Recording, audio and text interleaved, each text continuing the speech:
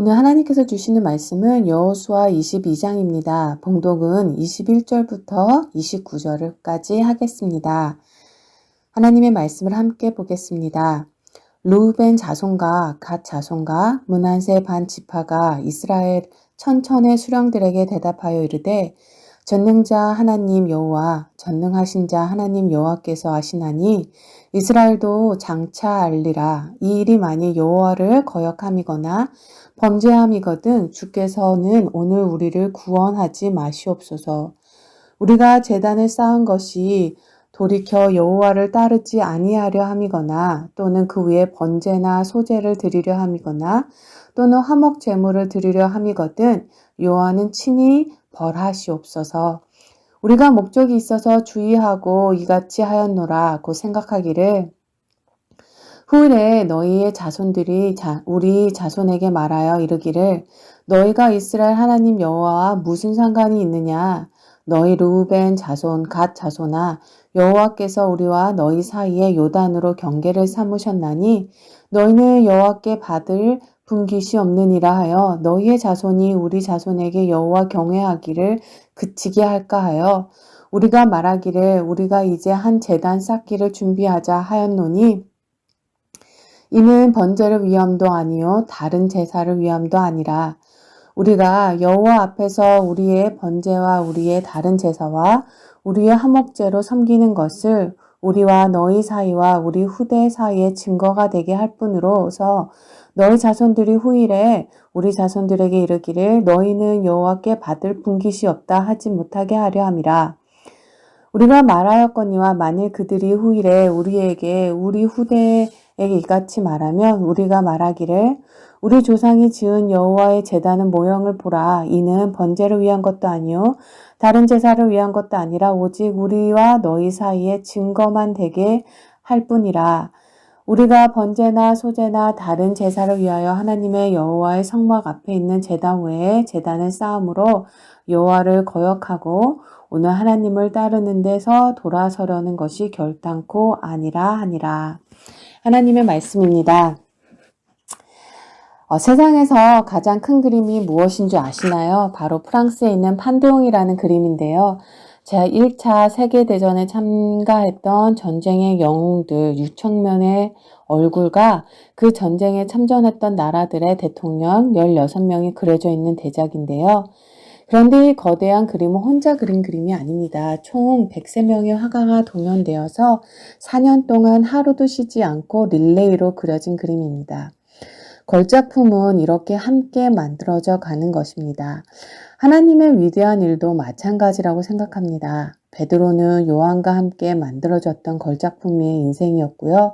모세도 아론과 함께 만들어진 하나님의 위대한 사람입니다. 사도 바울도 마찬가지고요. 요한 웨슬리는 찰스 웨슬리와 함께 만들어진 감리교의 거인이라고 할 수 있고요. 마틴 루터는 독일 성경 번역을 처음 제안했던 동력자 멜라니톤과 함께 만들어진 종교개혁자라고 말할 수 있습니다. 이와 같이 가나안 땅 정복 전쟁도 12지파들이 함께 협력하여 만들어진 것입니다. 드디어 가나안 정복과 토지 분배를 마친 르우벤, 갓, 므낫세 반 지파들은 자기 기업인 요단 동편으로 돌아가게 됩니다. 자신의 고향으로 돌아가는 그들에게 여호수아는 하나님의 말씀을 지킬 것을 권면함과 동시에 전리품을 풍성하게 나누어 주며 그들을 축복하죠. 그렇게 요단 동편에 자신들의 집으로 돌아간 세 지파는 요단 언덕에 이르러 단을 쌓았습니다. 이것은 여호와의 성막 앞에 있는 단을 본뜬 것으로 원형보다 더 큰 단이었던 거죠.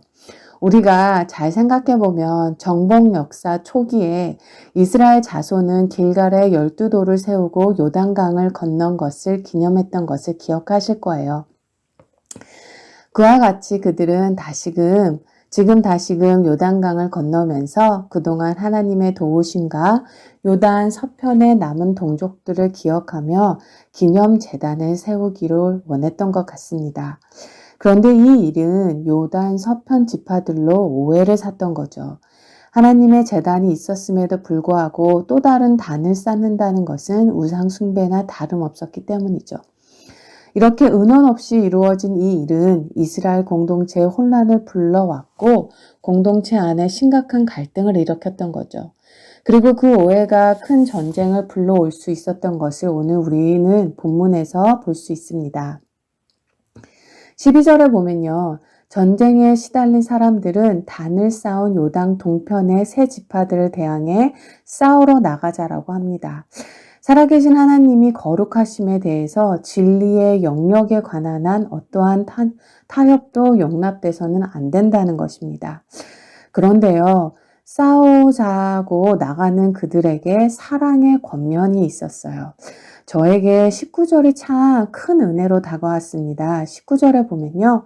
혹 너희들 중에 어려움이 있거나 필요한 것이 있어서 부족한 것이 있어서 이렇게 했다면 그들의 너희의 필요를 말하라고 합니다. 기꺼이 자신들의 땅을 자신들의 목을 그들을 위해 기꺼이 내어주겠다는 것입니다.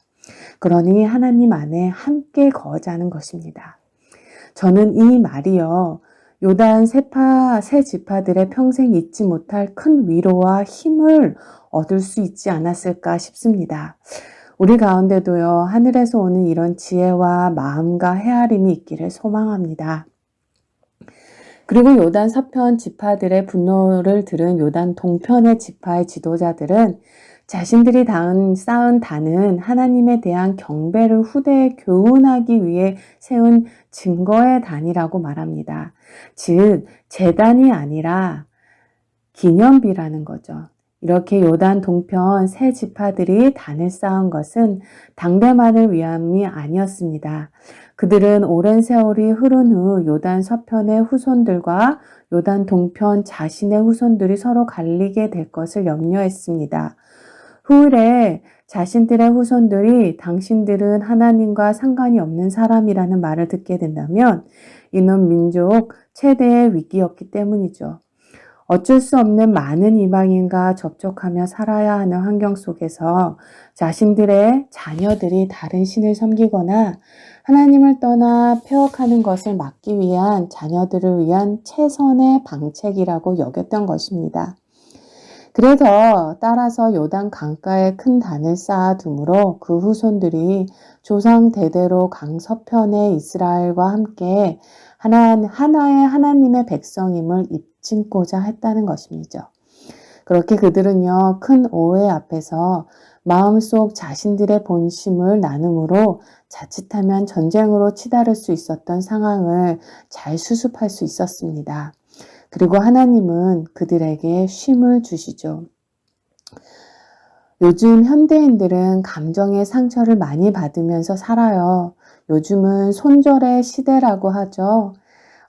대화의 그 길을 그냥 끊어버리는 것입니다. 또한 다른 한면으로는요. 보복심으로 속이 가득 찹니다. 그래서 누가 조금만 귀에 거슬리는 말을 하면 즉시 싸우려 두고 덤벼들죠. 그만큼 용서할 줄 모른다는 거예요. 미움과 원망, 분노 등의 감정을 다스리지 못하고 이리저리로 끌려다닙니다. 사실 그 감정 배후에서 사단이 있기 때문에 세상은 겉보기에는 화려하나 실상은 너무나도 심각해요. 그리스도인들까지도 가장 심각한 것이 무엇입니까? 그것은 인간관계 갈등이에요. 우리가 성령 충만하지 못하니까 아무것도 아닌 것 가지고 서로 악한 감정을 품게 되는 것입니다. 그래서 우리는 더욱 성령의 충만을 사모해야 하는 것입니다. 성령 충만하면 늘 기도가 나와요. 돌에 맞아 죽어가면서도 스데반은 마지막까지 기도를 합니다. 돌에 맞아 피투성이가 된 상태에서도 사람들이 지켜보는 가운데 스데반은 간절히 구하죠. 그가 무엇을 간구합니까? 살려달라고 부르짖는 것이 아니라 주 예수여 내 영혼을 받으옵소서. 제2차 세계대전 때요. 미국이 필리핀의 마닐라를 공격하기 위해 군함을 막 출항시키려고 하는 순간이 있었습니다.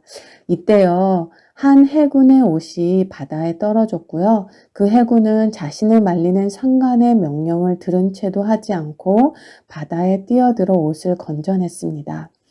병사는 명령 불복종이란 죄로 즉시 군법회의에 넘겨졌고 재판관이 그에게 물었습니다. 기관은 그까지 옷 하나를 건지려고 상관의 명령을 어겼단 말인가? 병사는 아무런 대답을 하지 못했죠. 상관의 명령이 중요한가, 옷가지가 중요한가 말해보라. 이렇게 병사는요, 중형에 처해질 위기에 처했습니다. 사람들도 사소한 일에 목숨을 건 병사를 마땅히 중하게 처벌해야 한다고 생각했습니다. 그런데 이때 병사는 눈물을 흘리면서 말합니다. 제가 상관의 명령을 어기고 옷을 되찾으려고 바다에 뛰어든 것은 잘못입니다. 저를 처벌해 주십시오. 그러나 제가 바다에 뛰어든 이유는 옷 때문이 아닙니다. 그는 호주머니에서 빛바랜 사진 한 장을 꺼내며 말하기를 옷 속엔 제가 세상에서 제일 사랑하는 어머니의 사진이 들어 있었기 때문입니다. 그러자 재판장은 술렁이기 시작했고 재판관도 그의 동기를 듣고 나서 큰 감동을 받았습니다. 그리고 병사의 어깨에 손을 얹고 말합니다. 어머니 사진 때문에 목숨을 건 자네는 진정 용기 있는 군인이네. 자네는 조국을 위해서도 목숨을 걸고 싸울 수 있을 거야. 병사는 무죄 선고를 받았습니다. 이 얘기를 들으면서요, 하나님도 우리의 숨은 동기를 보시는 분이시구나 라는 생각을 했습니다. 오늘 본문을 묵상하다 보면 정말 서로를 대화와 이해하는 마음으로 모든 일들을 결정했구나 하는 것들이 느껴졌어요. 중요한 것은요, 내 목소리를 높이고 논쟁에서 이기는 게 아니라 하나님의 뜻을 온전히 깨닫는 것입니다. 믿음의 공동체 간에 나타난 갈등과 이를 지혜롭게 해결하는 그들의 모습은 저와 여러분에게 귀한 도전이 됩니다. 그들이 보여준 해결 방법은 영적이면서도 굉장히 상식적이었어요. 하나님의 인도하심을 구하며 지금 당면한 문제를 말씀 안에서 성숙하게 토론하는 것이 오늘날의 교회 안에서도 필요합니다. 교회는요, 다양한 사람들이 모인 믿음의 공동체입니다. 다양한 배경과 경험을 가진 사람들이 모였기 때문에 생각하는 것도 다르고요, 가치관도 달라요. 저는 정말로 가치관이 다른 사람들이 하나 될 수 있을까? 그러나 성령님은 하나 되게 하시는 영이기 때문에 성령님의 인도하심을 받는 교회는 그 다양함 속에서도 하나됨을 추구하게 된다는 것을 믿습니다. 그래서 우리에게도 기도가 필요하고 인내가 필요하고 대화가 필요하고 더 하나님의 뜻을 아는 분별력이 필요한 거죠. 그렇게 걸작은 함께 이루어져 가는 것입니다. 여러분과 저 역시도 하나님의 걸작품을 이루어 나가는 동력자들이라는 것을 잊지 맙시다. 가정과 직장, 그리고 교회에서 복음과 하나님의 사랑을 전하며 빈부 비천 없이 거룩한 사람으로 믿고 맡기는 삶을 감당하며 아름다운 믿음의 발자취를 남기는, 그리고 우리의 자녀들이 그 모습을 보며 그들 또한 또 믿음의 발자취를 그 다음 세대를 위해 남기는 정말 복된 성도의 삶이 되기를 소망합니다. 오늘도 우리에게 베푸신 은혜에 감사하면서 동일한 마음으로 건강하고 행복한 교회를 이루어가는 하나님의 마음에 합한 성도들이 되기를 주의 이름으로 간절히 기도합니다. 주님, 평생 주님 앞에 진실하기를 소망합니다. 그 진실함으로 다른 이들을 대하기 원합니다. 주님, 어떤 상황에서든 누구를 만나든 진실함으로 모든 문제를 풀게 하소서. 이 새벽의 기도입니다. 아멘.